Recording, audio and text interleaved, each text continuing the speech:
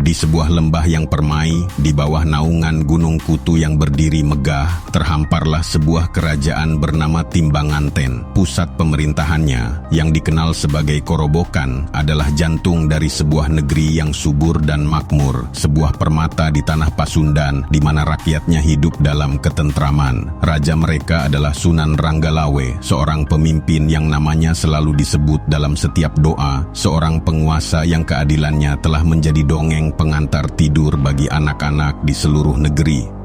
Selama ia bertahta, Timbanganten tak pernah mengenal apa itu kelaparan. Lumbung-lumbung desa selalu penuh, dan sawah-sawah membentang hijau sejauh mata bisa memandang.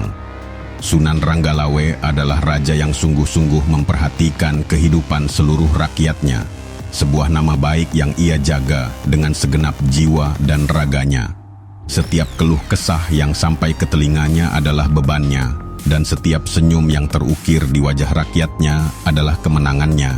Ia adalah perwujudan dari seorang raja yang sempurna, bijaksana, penuh belas kasih, dan berwibawa. Namun, langit di atas Timbanganten tidak selamanya biru.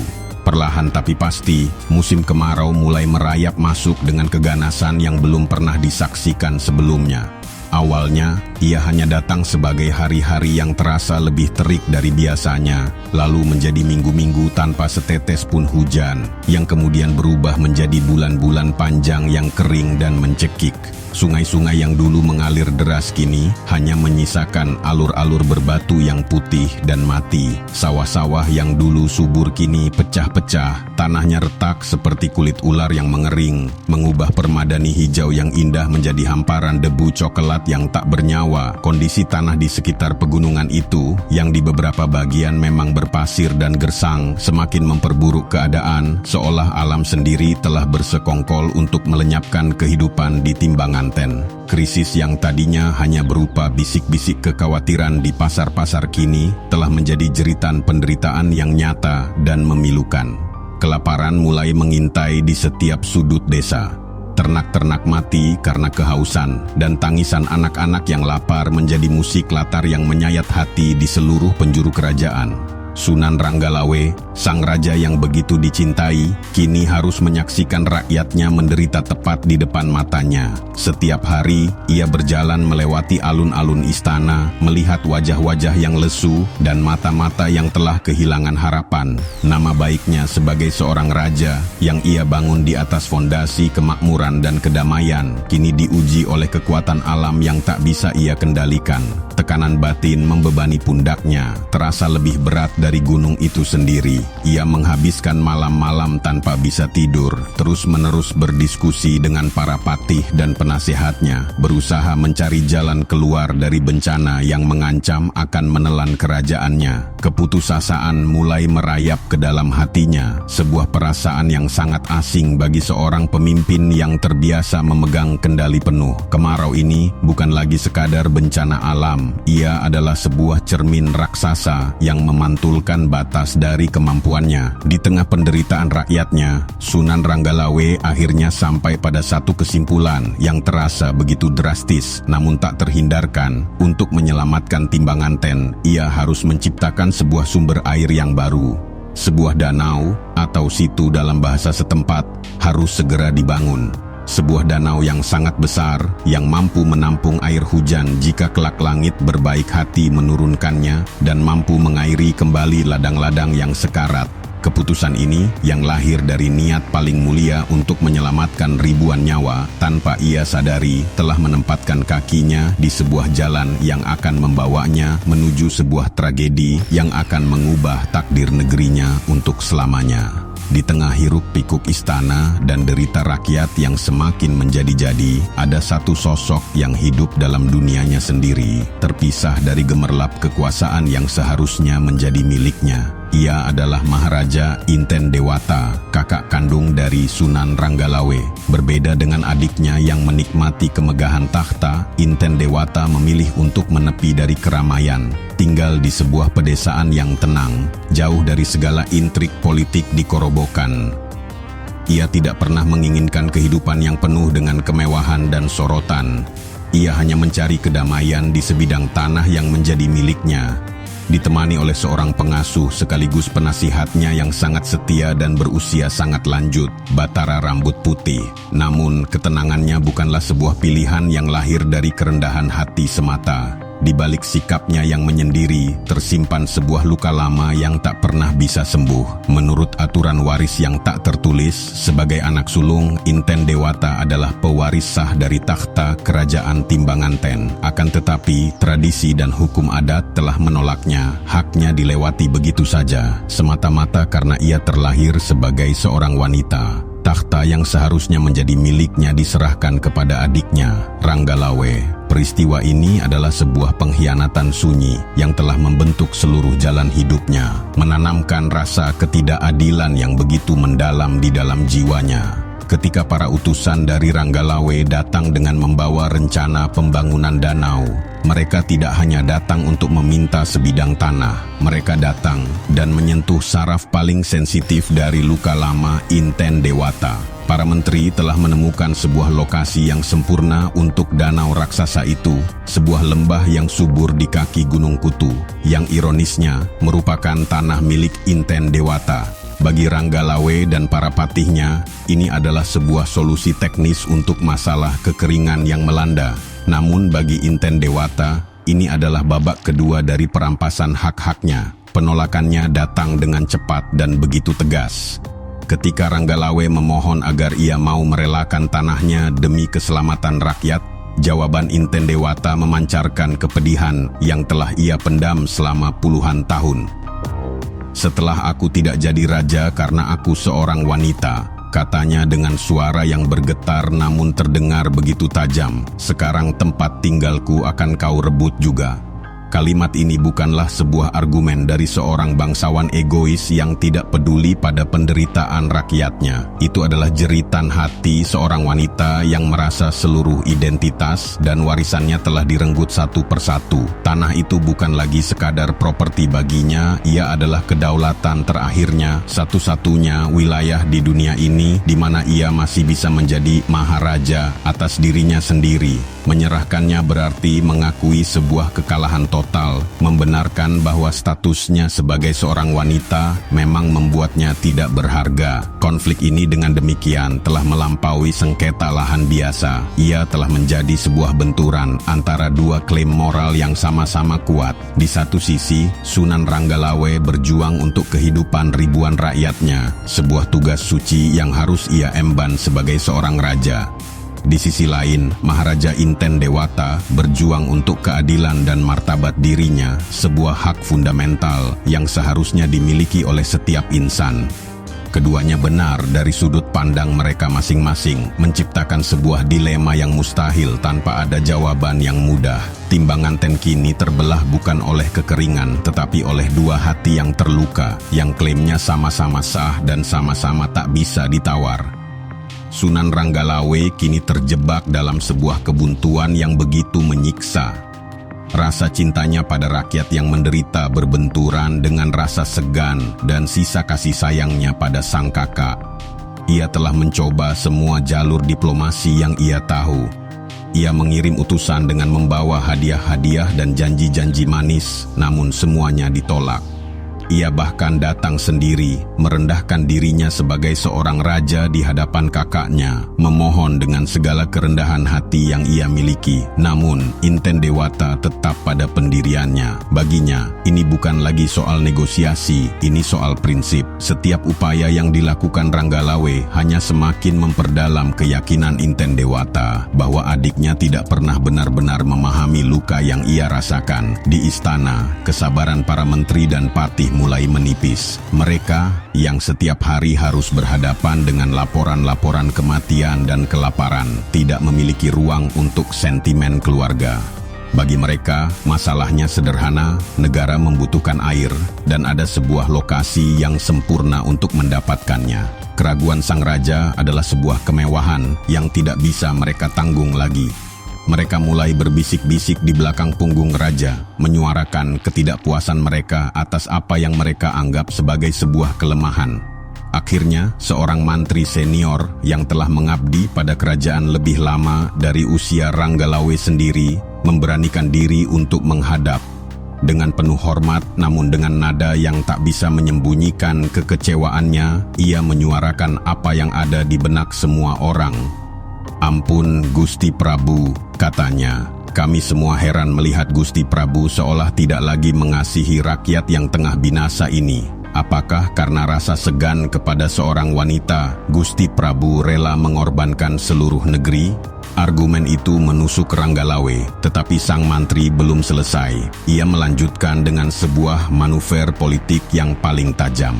Gusti Prabu adalah Raja Timbanganten. Seluruh tanah di negeri ini berada di bawah kuasa Gusti Prabu. Jika keinginan Gusti Prabu untuk kebaikan rakyat bisa dihalangi oleh seorang pun, bahkan oleh kakak Gusti Prabu sendiri, maka seolah-olah ada dua raja yang berkuasa di Timbanganten ini. Bisikan itu berubah menjadi guntur di telinga Ranggalawe. Argumen dua raja telah mengubah segalanya. Ini bukan lagi tentang dilema keluarga antara seorang adik dan seorang kakak. Ini adalah sebuah krisis legitimasi. Ini adalah sebuah pertanyaan tentang siapa yang sesungguhnya memegang kedaulatan di Timbanganten. Para patih dengan logika negara yang dingin dan impersonal telah berhasil membingkai ulang masalah ini. Mereka tidak peduli dengan sejarah ketidakadilan yang dialami oleh Inten Dewata. Tugas mereka adalah memastikan stabilitas dan kelangsungan hidup negara. Kemarahan yang tadinya tertahan kini meledak dalam diri Ranggalawe. Kemarahan pada kemarau, pada keputusasaannya, dan kini pada gagasan bahwa kekuasaannya telah diragukan. Bisikan para patih menjadi pembenaran yang ia butuhkan. Ia tidak lagi melihat dirinya sebagai seorang adik yang menyakiti kakaknya, tetapi sebagai seorang raja yang sedang menegakkan wibawanya demi kebaikan bersama. Dengan hati yang telah mengeras, ia bangkit dari singgasananya. Dilema moral telah berakhir, digantikan oleh sebuah keputusan politik yang dingin. Ia akan membangun danau itu dengan atau tanpa persetujuan dari kakaknya. Perintah Sunan Ranggalawe turun seperti badai yang mengamuk. Ia mengerahkan seluruh rakyat Timbanganten, memerintahkan mereka untuk membawa cangkul, linggis, dan semua peralatan yang mereka miliki untuk segera menuju lembah di kaki Gunung Kutu. Tidak ada lagi keraguan dalam suaranya. Yang ada hanyalah tekad seorang raja yang telah membuat sebuah pilihan. Rakyat menyambut perintah itu dengan sorak-sorai yang gegap gempita. Bagi mereka, ini adalah tanda bahwa raja mereka telah kembali, pemimpin tegas yang akan menyelamatkan mereka dari penderitaan. Mereka berbondong-bondong menuju lokasi, bekerja dengan semangat yang membara dari pagi hingga petang. Setiap gumpalan tanah yang mereka angkat, setiap batu yang mereka susun adalah sebuah langkah menuju keselamatan. Mereka tidak memikirkan siapa pemilik tanah itu, mereka hanya memikirkan air yang akan mengisi perut anak-anak mereka dan menghidupkan kembali ladang-ladang mereka. Setelah berhari-hari bekerja tanpa henti, bendungan raksasa itu akhirnya selesai. Sebuah dinding tanah dan batu yang kokoh kini melingkari lembah itu, siap menampung anugerah dari langit. Dan seolah alam merestui tindakan itu, tak lama kemudian hujan pun turun dengan sangat derasnya. Danau itu mulai terisi, airnya yang jernih berkilauan di bawah sinar matahari, meluap hingga ke desa-desa, mengalir melalui parit-parit irigasi yang baru dibuat. Pesta pora pun pecah di seluruh Timbanganten. Tawa dan nyanyian menggantikan rintihan kelaparan. Rakyat merayakan kemenangan raja mereka atas kekeringan. Namun, di tengah perayaan yang gegap gempita itu, ada sebuah kesunyian yang memekakkan. Di kediamannya, yang kini terancam akan terendam, Maharaja Inten Dewata menyaksikan pemandangan itu dengan hati yang hancur berkeping-keping. Air yang membawa kehidupan bagi rakyat Timbanganten adalah air mata baginya. Setiap riak di permukaan danau baru itu adalah cerminan dari pengkhianatan adiknya. Ia melihat kebahagiaan rakyatnya dan ia tahu bahwa kebahagiaan itu dibangun di atas penderitaan dan ketidakadilannya. Ironi yang paling tragis adalah keberhasilan dari proyek itu sendiri. Danau itu berfungsi dengan sempurna. Kerajaan telah terselamatkan. Di mata rakyat dan para menteri, tindakan Ranggalawe kini terbukti benar dan perlu. Ia dipuji sebagai seorang penyelamat, seorang pahlawan. Validasi ini semakin mengisolasi Inten Dewata dalam kesedihannya. Penderitaannya menjadi tidak relevan, tidak terlihat, dan tidak penting bagi dunia yang sedang merayakan keselamatan mereka. Rasa sakit karena kehilangan tanah kini bercampur dengan rasa sakit karena diabaikan dan dilupakan. Di dalam hatinya yang sunyi, kesedihan yang begitu mendalam itu perlahan mulai berubah menjadi sesuatu yang lain, sesuatu yang lebih dingin, lebih keras, dan jauh lebih berbahaya, sebuah murka yang membara. Kesedihan Maharaja Inten Dewata telah mencapai titik puncaknya, dan dari kedalaman keputusasaan itu, lahir sebuah ketetapan hati yang dingin seperti batu. Ia tidak akan lagi menangis. Dengan hati yang perih, ia masuk ke dalam kediamannya, mengambil selendang dan pakaian seperlunya, lalu melangkah keluar tanpa menoleh ke belakang. Ia meninggalkan segalanya, dunianya yang telah direnggut, dan memulai perjalanannya menuju pengasingan. Ditemani oleh Batara rambut putih yang setia, yang rambutnya seputih salju melambangkan kebijaksanaan kuno dan hubungan dengan dunia gaib, Inten Dewata berjalan menuju sebuah gunung kecil yang terletak tak jauh dari Gunung Kutu. Gunung inilah yang kelak akan dikenal sebagai Gunung Putri, sebuah nama yang akan menjadi penanda abadi dari perjalanannya. Di sana, di bawah naungan pepohonan yang sunyi, ia beristirahat sejenak, mengumpulkan sisa-sisa kekuatannya. Kemudian, dengan suara yang tenang namun penuh tekad, ia berpaling kepada penasihatnya. "Ki Batara," katanya, "buatkan aku sebuah wadah dari bambu untuk menampung air dan berikan aku segenggam tanah dari tempat ini. Aku hendak mendaki ke puncak Gunung Kutu." Permintaan ini bukanlah permintaan biasa. Batara rambut putih dengan pemahamannya yang mendalam tentang hal-hal yang tak kasat mata, mengerti makna di baliknya. Ini adalah persiapan untuk sebuah ritual sakral. Dengan wadah berisi air dan segenggam tanah di tangannya, Inten Dewata memulai pendakian ke puncak Gunung Kutu. Setiap langkahnya adalah sebuah doa sunyi, setiap napasnya adalah manifestasi dari rasa sakitnya. Ia tidak mendaki sebagai seorang putri yang kalah, tetapi sebagai seorang pendeta agung yang membawa persembahan.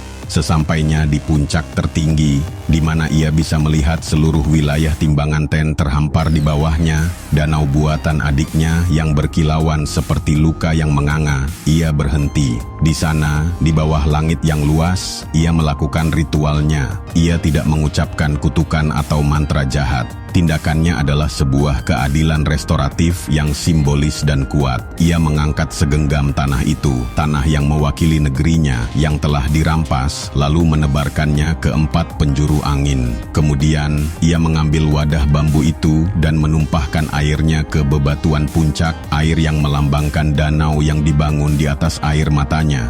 Dengan melakukan ini, ia tidak sedang memohon kehancuran. Ia secara simbolis mengembalikan elemen-elemen yang dicuri darinya kepada entitas yang lebih tua dan lebih berkuasa dari kerajaan adiknya, gunung itu sendiri. Ia mengangkat perselisihannya dari ranah manusia ke pengadilan alam semesta. Kemarahannya yang benar, yang lahir dari ketidakadilan yang mendalam, kini menjadi katalis yang akan membangunkan kekuatan purba yang tertidur di jantung gunung.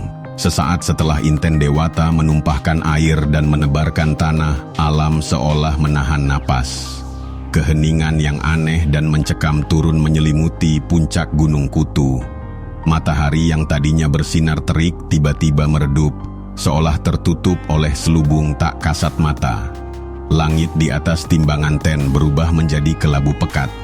Lalu, dari perut bumi terdengar suara gemuruh yang dalam dan panjang. Tanah di bawah kaki Inten Dewata mulai bergetar hebat. Puncak Gunung Kutu yang telah diam selama berabad-abad kini bergolak. Asap hitam tebal membubung ke angkasa, membentuk tiang raksasa yang menutupi sisa cahaya matahari. Kegelapan total pun menyelimuti negeri itu. Kemudian, dengan sebuah ledakan yang memekakkan telinga, puncak gunung itu pecah. Suaranya menggelegar dahsyat, lebih keras dari 1000 guntur yang menyambar bersamaan. Karena suara inilah, nama Gunung Kutu akan dilupakan selamanya dan ia akan dikenal sebagai Gunung Guntur. Letusan itu adalah manifestasi fisik dari murka Inten Dewata. Gemuruhnya adalah jeritan hatinya. Gunung itu memuntahkan isinya dengan kekuatan yang tak terbayangkan. Api berkobar-kobar dari kawahnya, melontarkan silalatu atau percikan api raksasa dan bom-bom vulkanik ke segala arah. Batu-batu panas sebesar rumah menghujani hutan dan pedesaan, membakar apapun yang disentuhnya. Namun, teror yang paling mengerikan datang dalam bentuk awan panas pijar yang dalam catatan geologi modern disebut sebagai aliran piroklastik.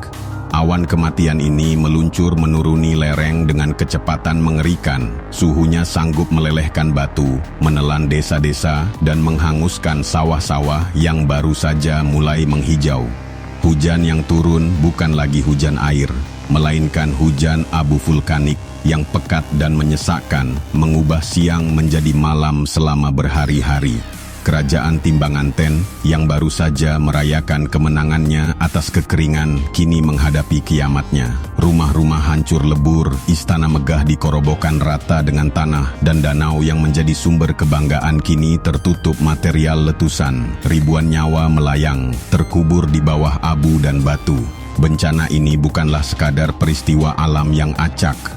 Ia adalah jawaban yang mengerikan dari alam atas sebuah ketidakadilan. Setiap elemen dari letusan itu adalah cerminan dari emosi seorang putri yang terhina. Api adalah kemarahannya, abu adalah kesedihannya, dan suara guntur yang tak henti-hentinya adalah gema abadi dari tangisannya. Di tengah kehancuran total, di antara rintihan mereka yang sekarat dan keheningan mereka yang telah tiada, Sunan Ranggalawe berdiri terpaku. Asap dan abu yang menyelimuti kerajaannya seolah menyingkap selubung dari matanya. Ia akhirnya mengerti, kehancuran ini bukanlah kebetulan. Ini adalah buah dari tindakannya, konsekuensi dari keangkuhannya. Dalam sekejap, kebanggaannya sebagai raja penyelamat luntur, digantikan oleh penyesalan yang menghancurkan. Hanya ada satu hal yang harus ia lakukan. Dengan langkah terseok tumbuh di atas tanah yang masih panas, ia berjalan meninggalkan sisa-sisa kerajaannya, mencari satu-satunya orang yang bisa menghentikan murka gunung itu. Ia mencari kakaknya. Perjalanannya membawanya ke Gunung Putri, gunung kecil tempat Inten Dewata memulai pengasingannya. Di sana, di atas sebuah batu besar, ia menemukan sang kakak berdiri tegak, menatap kehancuran Timbanganten dengan wajah tanpa ekspresi. Tanpa sepatah kata pun, Sunan Ranggalawe bersimpuh. Ia tidak lagi peduli pada statusnya sebagai raja. Ia memeluk kaki kakaknya, dan dengan air mata yang membasahi debu di kakinya, ia memohon ampun. Ia mengakui semua kesalahannya, keegoisannya, dan ketidakadilannya. Melihat adiknya yang hancur dalam penyesalan, kekerasan di hati Inten Dewata akhirnya luluh. Ia mengulurkan tangannya dan menyentuh kepala Ranggalawe. Ia memaafkannya. Dan pada saat kata maaf itu terucap, sebuah keajaiban terjadi. Suara gemuruh dari Gunung Guntur seketika berhenti. Api yang berkobar di puncaknya padam. Hujan abu dan batu mereda, alam kembali tenang. Pengampunan telah menghentikan siklus kekerasan. Namun, pengampunan tidak bisa memutar balik waktu. Ranggalawe memohon agar kakaknya kembali bersamanya untuk membangun kembali apa yang telah hancur. Tetapi Inten Dewata menggelengkan kepalanya dengan lembut. "Aku tidak akan kembali ke negara," katanya. "Dunia itu bukan lagi tempatku, aku akan mengikuti jalanku sendiri." Ia tidak bisa kembali ke dunia yang telah merampas segalanya darinya. Setelah mengucapkan pesan terakhirnya, tubuh Maharaja Inten Dewata dan Batara Rambut Putih perlahan menjadi transparan, lalu lenyap di telan udara, ngahiang ke alam gaib tanpa meninggalkan jejak. Ranggalawe ditinggalkan sendirian di tengah keheningan, dengan pengampunan di hatinya, tetapi dengan kerajaan yang telah musnah. Demikianlah legenda itu lahir. Kerajaan Timbanganten hilang dari peta, terkubur selamanya di bawah material vulkanik. Tempat itu kemudian dikenal sebagai Tegalurug, yang berarti tanah yang tertimbun longsor. Gunung Kutu selamanya menyandang nama barunya, Gunung Guntur, sebagai pengingat akan letusannya yang dahsyat. Dan gunung kecil tempat rekonsiliasi tragis itu terjadi dinamai Gunung Putri, sebuah monumen abadi untuk sang putri yang keadilannya baru terpenuhi setelah kehancuran. Hingga hari ini, kedua gunung itu berdiri berdampingan di lanskap Garut, satu gagah dan gersang, yang lain lebih kecil dan tenang, sebagai saksi bisu dari kisah tentang kekuasaan, keadilan, dan murka dua hati yang terluka.